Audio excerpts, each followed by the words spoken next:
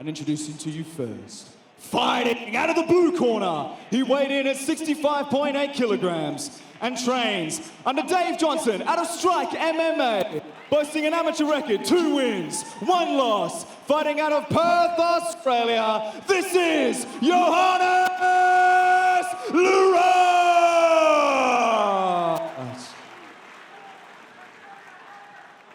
And introducing his opponent, fighting out of the red corner, he weighed in at 65.8 kilograms and trains under Ben Vickers and Ryan Gray out of Scrappy MMA. His amateur record stands at 4 wins, 2 losses, fighting out of Perth, Australia. Make some noise for Joe Super Spirit Hogan!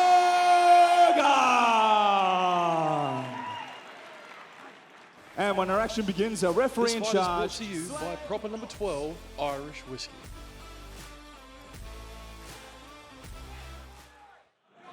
Welcome, Slade Norris. We'll call him Chuck. Given final instructions to both these guys. I love the story of both these guys, but when we were speaking to Joel Hogan, the fact that that he won back his life as well, so he had a bit of trouble in the early days, and the way he got back on track was really inspiring. Yeah, he's lived about 20 lives. He opened up a retreat in Peru, has been on the Ninja Warrior, a ton of fights. This matchup presented by proper number 12 Irish whiskey. And a bunch of Muay Thai, really high-level Muay Thai experience to bring to the cage tonight. He's actually a coach at Riddler's, which is one of the OG Muay Thai gyms up here, trained by Darren the Reese Riddler. So if he's got anything to do with that, as he shows just how dangerous he is as he uncorks a right hand, then he's the real deal. Interesting that Yohanes initially came out in the southpaw stance, but looking like he's more than happy to switch back and forth. He's got his elbows tucked in nice and tight to avoid those big kicks of the Muay Thai fighter, the Super Spirit. Interesting posture that Lorot's assuming. Standing very tall with not much protecting the neck and the head. And a little bit of showboating there. As he said, you kick my legs all night long. I was going to ask you about that. He's got a very tall stance, and he's there to be hit if they're on the counter. Oh, mate, and he's standing so tall in the pocket that if Hogan can loop his right hand just like that, he might find the mark. It's like we're waiting for it to land. But yeah, very tall posture. He trains the southpaw now, but still very tall. Nice kick there by Lorot. Yeah, and a good 1-2-1 combination from Hogan to stand Lorot up and put the weight on the back foot. Lorot, just like we said, just full of self-belief. He's come through a ton of hardship in his own life. Yes. Obviously brought into that refugee camp in Egypt. He knows a thing or two about hardship, and he's going to need to walk through a bit of hardship tonight if he wants to see the back of Joel Hogan.